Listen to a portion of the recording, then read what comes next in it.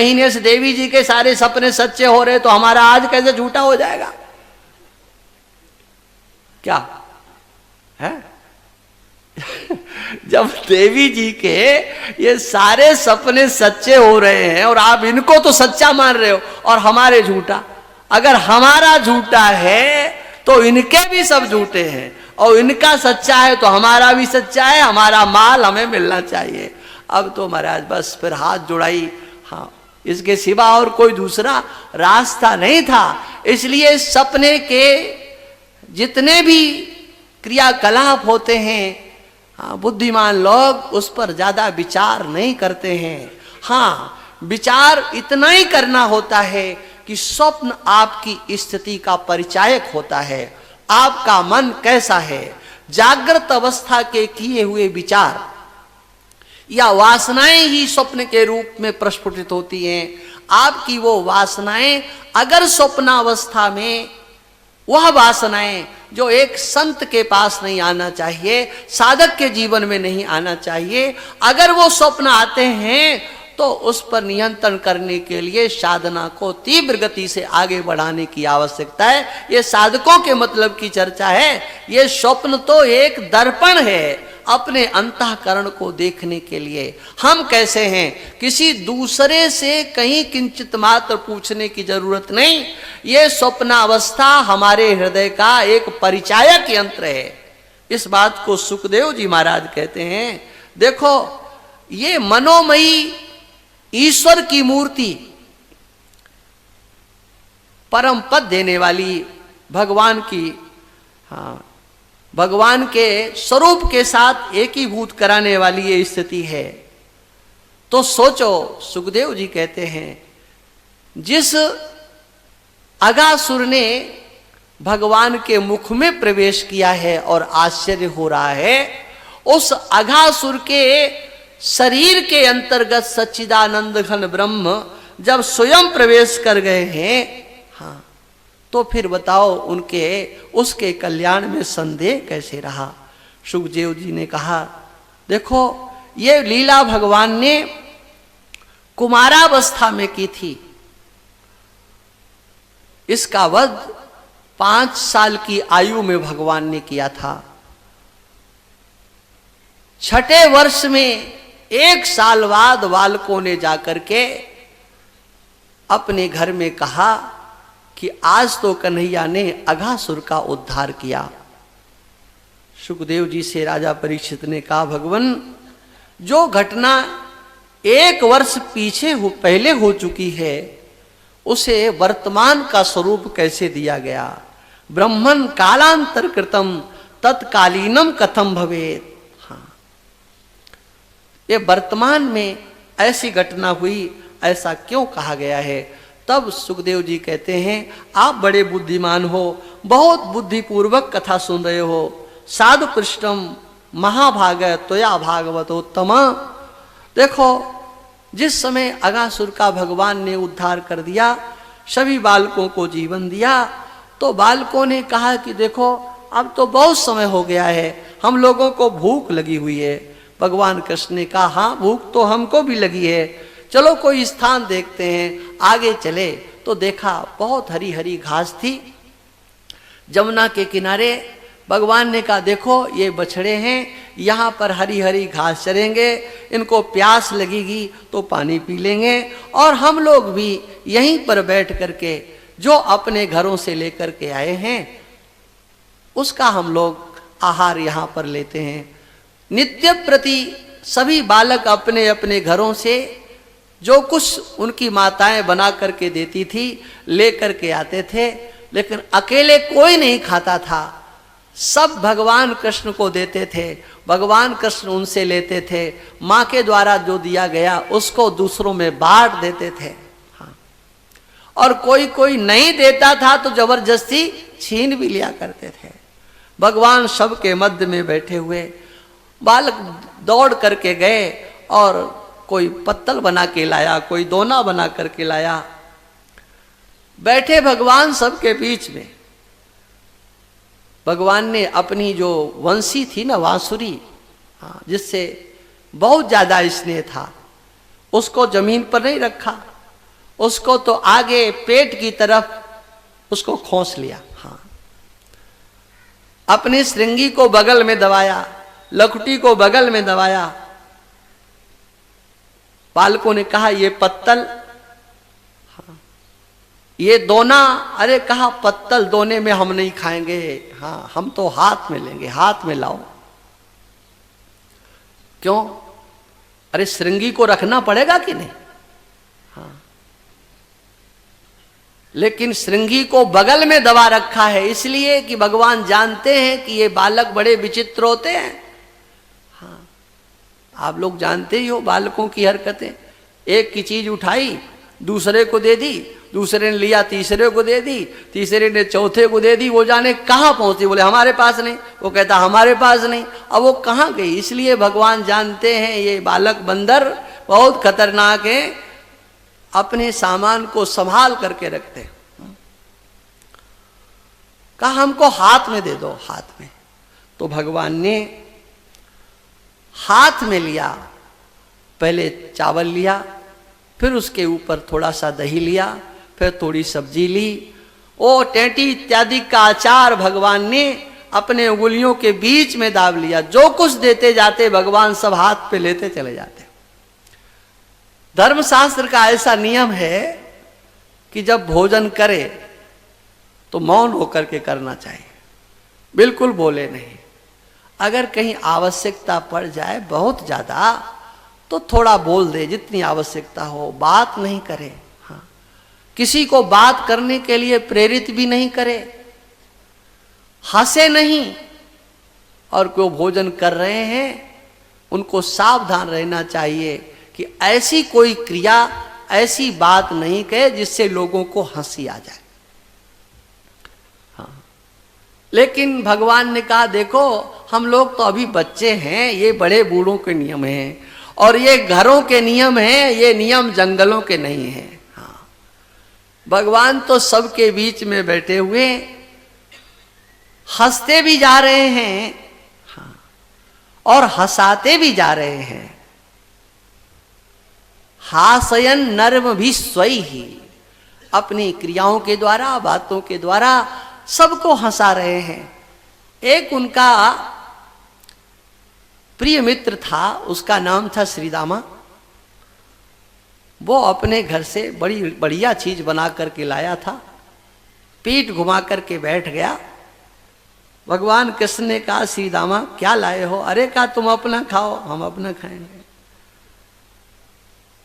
खीर बना करके लाया था। अब वो तो देना ही नहीं चाहता था। तो दूसरा था, उसने धीरे से कहा अरे श्रीदामा सांप। अब सांप का नाम सुनते ही कौन खीर खाए, देखा इधर उधर, बस उसने कटोरा उठा लिया और मुंह से लगा लिया। हाँ, भगवान कृष्ण कहते भैया हमको भी देना है, कहा अब बचने वाला नहीं। तो जल्दी जल्दी में जो पी रहा था वो गिरता जा रहा था, तो लेकर के और चाटते जा रहे थे। उसी समय देवलोक से ब्रह्मा जी आ गए, ब्रह्मलोक से। क्यों? देवताओं ने आज बड़ा भारी उत्सव मनाया था जब भगवान कृष्ण ने अगासुर का उद्धार किया।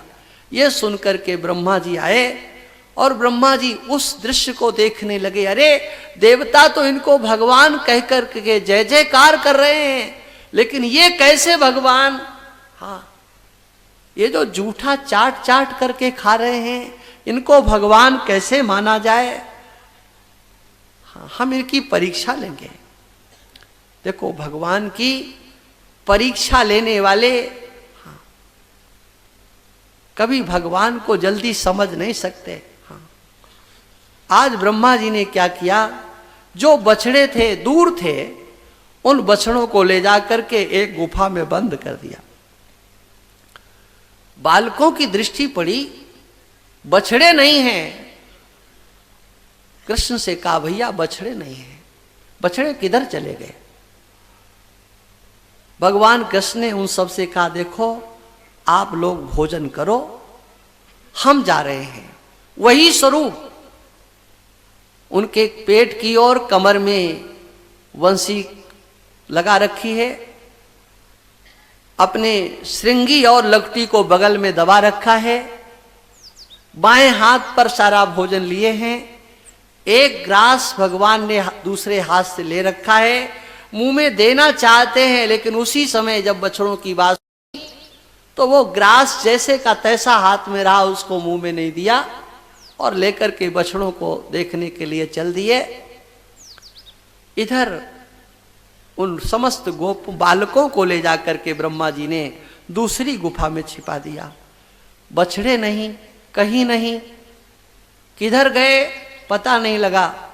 पीछे मुड़ करके देखा, मैदान साफ है, कोई भी बालक नहीं है। ये सब कहाँ गए? उनको समझने में कोई ज्यादा विलंब नहीं लगा। अच्छा ब्रह्मा जी, ये सब तुम कर रहे हो मुझे समझने के लिए? हाँ, ये क्या कर रहे हो? बछड़ों को भी मेरे से अलग कर दिया और मेरे मित्रों को भी मेरे से अलग कर दिया। ब्रह्मा जी, क्या तुम जानना चाहते हो मैं ईश्वर हूं, मैं भगवान हूं? तो देखो, ईश्वर किसे कहते हैं ये मैं आज सिद्ध करता हूं। ईश्वर की यही परिभाषा है। परमात्मा किसे कहते हैं? यतो वा इमानि भूतानि जायन्ते येन जातानि जीवन्ति यत् प्रयन्ति अभिसम विसन्ति तद ब्रह्म। वो परमात्मा है जिससे ये समस्त प्राणी उत्पन्न होते हैं। ये चराचर जगत जिससे उत्पन्न होता है, कहां से किया उसने? बोले उसने संकल्प किया, हाँ, एको हम बहुश्यामः, हाँ, मैं अकेला हूं, मैं बहुत हो जाऊं, अनेक रूपों में हो जाऊं, और संकल्प करते ही ये सृष्टि होती है। आज भगवान ने अपने ईश्वरता का परिचय देने के लिए, अथवा यूं कहो, हमारे पूज्यपाद महाराज श्री वृक्ष शिरोमणि जी महाराज कहा करते थे, ये जो भागवत की जगह जगह लीलाएं हैं, ये तो श्रुति सिद्धांत का निरूपण करने के लिए हैं, जिन श्रुतियों का अर्थ दिमाग में चढ़ता नहीं है। जैसे हाँ, भगवान सबके अंदर है या भगवान के अंदर सब है। हाँ, ये मोटी अक्कल से कहा जाता है सबके अंदर भगवान है, सबके अंदर भगवान है। लेकिन भगवान ने माता यशोदा को अपना मुख दिखला करके क्या बताया? हाँ, भगवान किसी के अंदर नहीं है, सब भगवान के अंदर है। अब सोचो जरा, इसका चिंतन करते ही आपकी दृष्टि कितना बृहद हो जाएगी। आप कहां बैठे हैं? तो आप तुरंत उत्तर देंगे कि पांडाल में बैठे हैं। पांडाल कहाँ है? का नापासर में है। नापासर कहाँ है? हाँ, तब आप जिला बताओगे, फिर प्रांत बताओगे, फिर देश बताओगे, हैं? लेकिन जब ये दृष्टि आएगी कि हम सब भगवान के अंदर हैं, सारा विश्व भगवान के अंदर है, तो ये नापासर, ये राजस्थान, ये भारत, हाँ, इसमें तुम्हारा देश, इसका कोई स्थान, इसका कोई मूल्य होगा? ये राग द्वेष सब मिट जाएंगे कि नहीं? ये हमारा, ये तुम्हारा, हम सब उस भगवान के अंतर्गत हैं। हाँ, और एक बार सोचने मात्र से हमारे राग द्वेष उपशमता की ओर जाने लगते हैं। इसी तरह से ये लीला है, ये भी उस सिद्धांत को बताने वाली, सब कुछ ईश्वर के संकल्प से उत्पन्न होता है और सब कुछ ईश्वर है। जड़ चेतन जितना भी है, ये सब ईश्वर है, ईश्वर के सिवा और कुछ नहीं। और इसको बताने के लिए भगवान ने ये लीला की। इस लीला के पीछे एक भाव और था। हाँ,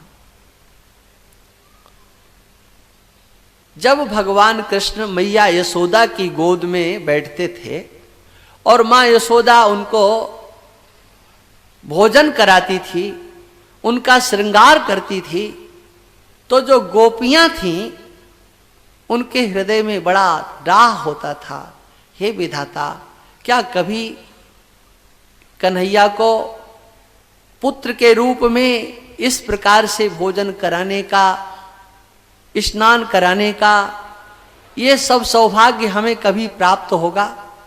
क्या ये हमारे बेटे नहीं बन सकते हैं? आप कहें दूसरे जन्म में बन जाएंगे, नहीं नहीं, क्या इस जन्म में ये हमारे बेटे नहीं बन सकते हैं? ये प्रत्येक पुत्रवती माता के हृदय में ये भाव आता था, ये उन्हीं के बेटे क्यों बने, ये मेरे बेटे बन जाएं। और केवल गोपियां नहीं, गायों के हृदय में भी ये भाव आता था, अगर ये मेरे बछड़े कहीं बन जाते, हाँ तो मैं इन्हें दूध पिलाती, इनको चाटती, इनसे प्रेम करती, लेकिन ये तो मैया के बेटे हैं। आज भगवान ने एक साथ ब्रह्मा महीने से देवी जी के सारे सपने सच्चे हो रहे, तो हमारा आज कैसे झूठा हो जाएगा? क्या है? जब देवी जी के ये सारे सपने सच्चे हो रहे हैं और आप इनको तो सच्चा मान रहे हो और हमारे झूठा, अगर हमारा झूठा है तो इनके भी सब झूठे हैं, और इनका सच्चा है तो हमारा भी सच्चा है, हमारा माल हमें मिलना चाहिए। अब तो महाराज बस फिर हाथ जुड़ाई, हाँ इसके सिवा और कोई दूसरा रास्ता नहीं था। इसलिए सपने के जितने भी क्रियाकलाप होते हैं, हाँ बुद्धिमान लोग उस पर ज्यादा विचार नहीं करते हैं। हाँ विचार इतना ही करना होता है कि स्वप्न आपकी स्थिति का परिचायक होता है, आपका मन कैसा है। जागृत अवस्था के किए हुए विचार या वासनाएं ही स्वप्न के रूप में प्रस्फुटित होती हैं। आपकी वो वासनाएं अगर स्वप्नावस्था में, वह वासनाएं जो एक संत के पास नहीं आना चाहिए, साधक के जीवन में नहीं आना चाहिए, अगर वो स्वप्न आते हैं तो उस पर नियंत्रण करने के लिए साधना को तीव्र गति से आगे बढ़ाने की आवश्यकता है। ये साधकों के मतलब की चर्चा है। ये स्वप्न तो एक दर्पण है अपने अंतःकरण को देखने के लिए। हम कैसे हैं, किसी दूसरे से कहीं किंचित मात्र पूछने की जरूरत नहीं। ये स्वप्नावस्था हमारे हृदय का एक परिचायक यंत्र है। इस बात को सुखदेव जी महाराज कहते हैं, देखो ये मनोमयी ईश्वर की मूर्ति, परम पद देने वाली, भगवान की, हाँ भगवान के स्वरूप के साथ एकीभूत कराने वाली ये स्थिति है। तो सोचो, सुखदेव जी कहते हैं, जिस अगासुर ने भगवान के मुख में प्रवेश किया है और आश्चर्य हो रहा है, उस अगासुर के शरीर के अंतर्गत सच्चिदानंद घन ब्रह्म जब स्वयं प्रवेश कर गए हैं, हाँ तो फिर बताओ उनके उसके कल्याण में संदेह कैसे रहा। सुखदेव जी ने कहा, देखो ये लीला भगवान ने कुमारावस्था में की थी।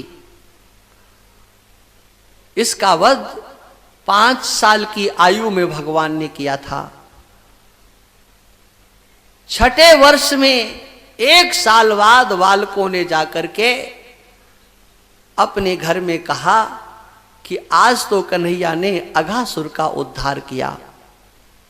सुखदेव जी से राजा परीक्षित ने कहा, भगवान जो घटना 1 वर्ष पहले हो चुकी है, उसे वर्तमान का स्वरूप कैसे दिया गया? ब्रह्मन कालांतर कृतम तत्कालीनम कथम भवेत। हाँ ये वर्तमान में ऐसी घटना हुई, ऐसा क्यों कहा गया है? तब सुखदेव जी कहते हैं, आप बड़े बुद्धिमान हो, बहुत बुद्धिपूर्वक कथा सुन रहे हो। साधु पृष्ठम महाभाग त्वया भागवतोत्तम। देखो जिस समय अगासुर का भगवान ने उद्धार कर दिया, सभी बालकों को जीवन दिया, तो बालकों ने कहा कि देखो अब तो बहुत समय हो गया है, हम लोगों को भूख लगी हुई है। भगवान कृष्ण ने कहा, हाँ भूख तो हमको भी लगी है, चलो कोई स्थान देखते हैं। आगे चले तो देखा बहुत हरी हरी घास थी। जमुना के किनारे भगवान ने कहा देखो ये बछड़े हैं, यहाँ पर हरी हरी घास चरेंगे, इनको प्यास लगेगी तो पानी पी लेंगे, और हम लोग भी यहीं पर बैठ करके जो अपने घरों से लेकर के आए हैं उसका हम लोग आहार यहाँ पर लेते हैं। नित्य प्रति सभी बालक अपने अपने घरों से जो कुछ उनकी माताएं बना करके देती थी लेकर के आते थे, लेकिन अकेले कोई नहीं खाता था, सब भगवान कृष्ण को देते थे, भगवान कृष्ण उनसे लेते थे, माँ के द्वारा जो दिया गया उसको दूसरों में बांट देते थे। हाँ। और कोई कोई नहीं देता था तो जबरदस्ती छीन भी लिया करते थे। भगवान सबके मध्य में बैठे हुए, बालक दौड़ करके गए और कोई पत्तल बना के लाया, कोई दोना बना करके लाया, बैठे भगवान सबके बीच में। भगवान ने अपनी जो वंशी थी ना बांसुरी, हाँ, जिससे बहुत ज्यादा स्नेह था, उसको जमीन पर नहीं रखा, उसको तो आगे पेट की तरफ उसको खोस लिया। हाँ, अपनी श्रृंगी को बगल में दबाया, लकुटी को बगल में दबाया। बालकों ने कहा ये पत्तल, हाँ, ये दोना, अरे कहा पत्तल दोने में हम नहीं खाएंगे, हाँ हम तो हाथ में लेंगे, हाथ में लाओ। क्यों? अरे श्रृंगी को रखना पड़ेगा कि नहीं? हाँ, लेकिन श्रृंगी को बगल में दबा रखा है इसलिए कि भगवान जानते हैं कि ये बालक बड़े विचित्र होते हैं। हाँ, आप लोग जानते ही हो बालकों की हरकतें। एक की चीज उठाई दूसरे को दे दी, दूसरे ने लिया तीसरे को दे दी, तीसरे ने चौथे को दे दी, वो जाने कहाँ पहुंची, बोले हमारे पास नहीं, वो कहता हमारे पास नहीं, अब वो कहाँ गई। इसलिए भगवान जानते हैं ये बालक बंदर बहुत खतरनाक है, अपने सामान को संभाल करके रखते हैं। कहा हमको हाथ में दे दो, हाथ में। तो भगवान ने हाथ में लिया, पहले चावल लिया, फिर उसके ऊपर थोड़ा सा दही लिया, फिर थोड़ी सब्जी ली, वो टेंटी इत्यादि का अचार भगवान ने अपने उंगलियों के बीच में दाब लिया। जो कुछ देते जाते भगवान सब हाथ पे लेते चले जाते। धर्मशास्त्र का ऐसा नियम है कि जब भोजन करे तो मौन होकर के करना चाहिए, बिल्कुल बोले नहीं।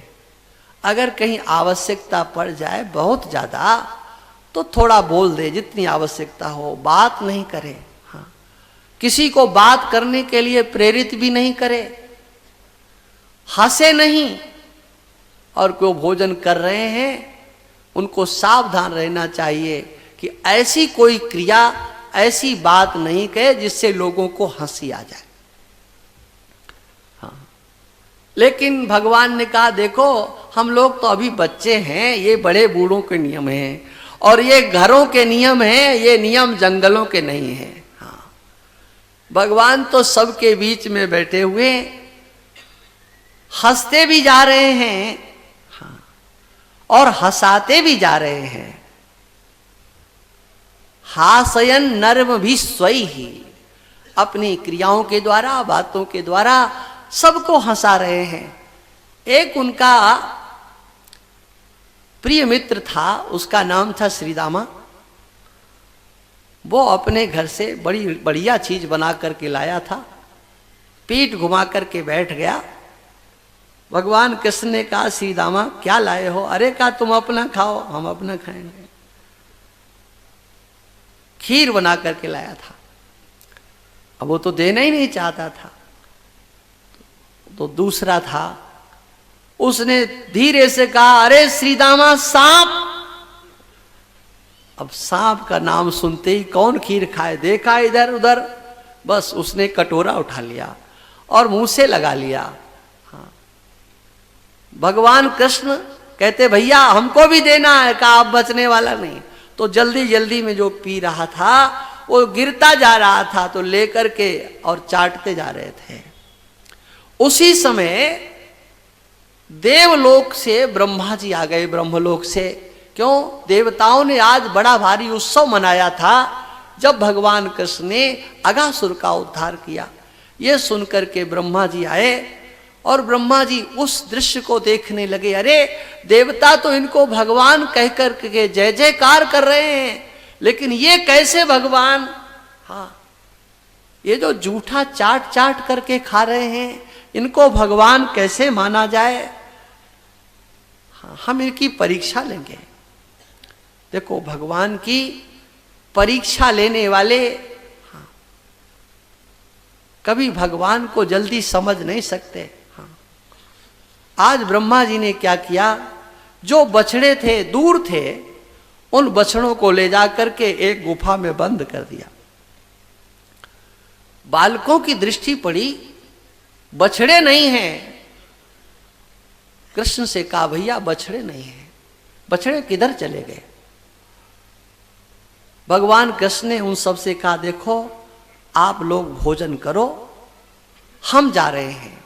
वही स्वरूप उनके पेट की ओर कमर में वंशी लगा रखी है, अपने श्रृंगी और लकटी को बगल में दबा रखा है, बाएं हाथ पर सारा भोजन लिए हैं, एक ग्रास भगवान ने दूसरे हाथ से ले रखा है, मुंह में देना चाहते हैं, लेकिन उसी समय जब बछड़ों की बात तो वो ग्रास जैसे का तैसा हाथ में रहा, उसको मुंह में नहीं दिया और लेकर के बछड़ों को देखने के लिए चल दिए। इधर उन समस्त गोप बालकों को ले जाकर के ब्रह्मा जी ने दूसरी गुफा में छिपा दिया। बछड़े नहीं, कहीं नहीं, किधर गए पता नहीं लगा। पीछे मुड़ करके देखा, मैदान साफ है, कोई भी बालक नहीं है। ये सब कहाँ गए? उनको समझने में कोई ज्यादा विलंब नहीं लगा। अच्छा ब्रह्मा जी, ये सब तुम कर रहे हो मुझे समझने के लिए? हाँ, ये क्या कर रहे हो? बछड़ों को भी मेरे से अलग कर दिया और मेरे मित्रों को भी मेरे से अलग कर दिया। ब्रह्मा जी, क्या तुम जानना चाहते हो मैं ईश्वर हूं, मैं भगवान हूं? तो देखो, ईश्वर किसे कहते हैं ये मैं आज सिद्ध करता हूं। ईश्वर की यही परिभाषा है। परमात्मा किसे कहते हैं? यतो वा इमानि भूतानि जायन्ते येन जातानि जीवन्ति यत् प्रयन्ति अभिसम विसन्ति तद ब्रह्म। वो परमात्मा है जिससे ये समस्त प्राणी उत्पन्न होते हैं। ये चराचर जगत जिससे उत्पन्न होता है, कहां से किया उसने? बोले उसने संकल्प किया, हाँ, एको हम बहुश्यामः। हाँ, मैं अकेला हूं, मैं बहुत हो जाऊं, अनेक रूपों में हो जाऊं, और संकल्प करते ही ये सृष्टि होती है। आज भगवान ने अपने ईश्वरता का परिचय देने के लिए, अथवा यूं कहो, हमारे पूज्यपाद महाराज श्री वृक्ष सोमणी जी महाराज कहा करते थे, ये जो भागवत की जगह जगह लीलाएं हैं, ये तो श्रुति सिद्धांत का निरूपण करने के लिए हैं, जिन श्रुतियों का अर्थ दिमाग में चढ़ता नहीं है। जैसे हाँ, भगवान सबके अंदर है या भगवान के अंदर सब है। हाँ, ये मोटी अक्कल से कहा जाता है सबके अंदर भगवान है, सबके अंदर भगवान है। लेकिन भगवान ने माता यशोदा को अपना मुख दिखला करके क्या बताया? हाँ, भगवान किसी के अंदर नहीं है, सब भगवान के अंदर है। अब सोचो जरा, इसका चिंतन करते ही आपकी दृष्टि कितना बृहद हो जाएगी। आप कहां बैठे हैं? तो आप तुरंत उत्तर देंगे कि पांडाल में बैठे हैं। पांडाल कहाँ है? का नापासर में है। नापासर कहाँ है? हाँ, तब आप जिला बताओगे, फिर प्रांत बताओगे, फिर देश बताओगे। हैं? लेकिन जब ये दृष्टि आएगी कि हम सब भगवान के अंदर हैं, सारा विश्व भगवान के अंदर है, तो ये नापासर, ये राजस्थान, ये भारत, हाँ, इसमें तुम्हारा देश, इसका कोई स्थान, इसका कोई मूल्य होगा? ये राग द्वेष सब मिट जाएंगे कि नहीं? ये हमारा, ये तुम्हारा। हम सब उस भगवान के अंतर्गत हैं। हाँ। और एक बार सोचने मात्र से हमारे राग द्वेष उपशमता की ओर जाने लगते हैं। इसी तरह से ये लीला है, ये भी उस सिद्धांत को बताने वाली सब कुछ ईश्वर के संकल्प से उत्पन्न होता है और सब कुछ ईश्वर है। जड़ चेतन जितना भी है यह सब ईश्वर है, ईश्वर के सिवा और कुछ नहीं। और इसको बताने के लिए भगवान ने ये लीला की। इस लीला के पीछे एक भाव और था। हाँ। जब भगवान कृष्ण मैया यशोदा की गोद में बैठते थे और मां यशोदा उनको भोजन कराती थी, उनका श्रृंगार करती थी, तो जो गोपियां थीं उनके हृदय में बड़ा डाह होता था, हे विधाता, क्या कभी कन्हैया को पुत्र के रूप में इस प्रकार से भोजन कराने का, स्नान कराने का ये सब सौभाग्य हमें कभी प्राप्त होगा? क्या ये हमारे बेटे नहीं बन सकते हैं? आप कहें दूसरे जन्म में बन जाएंगे। नहीं नहीं, क्या इस जन्म में ये हमारे बेटे नहीं बन सकते हैं? ये प्रत्येक पुत्रवती माता के हृदय में ये भाव आता था, ये उन्हीं के बेटे क्यों बने, ये मेरे बेटे बन जाएं। और केवल गोपियां नहीं, गायों के हृदय में भी ये भाव आता था, अगर ये मेरे बछड़े कहीं बन जाते, हाँ, तो मैं इन्हें दूध पिलाती, इनको चाटती, इनसे प्रेम करती, लेकिन ये तो मैया के बेटे हैं। आज भगवान ने एक साथ ब्रह्मा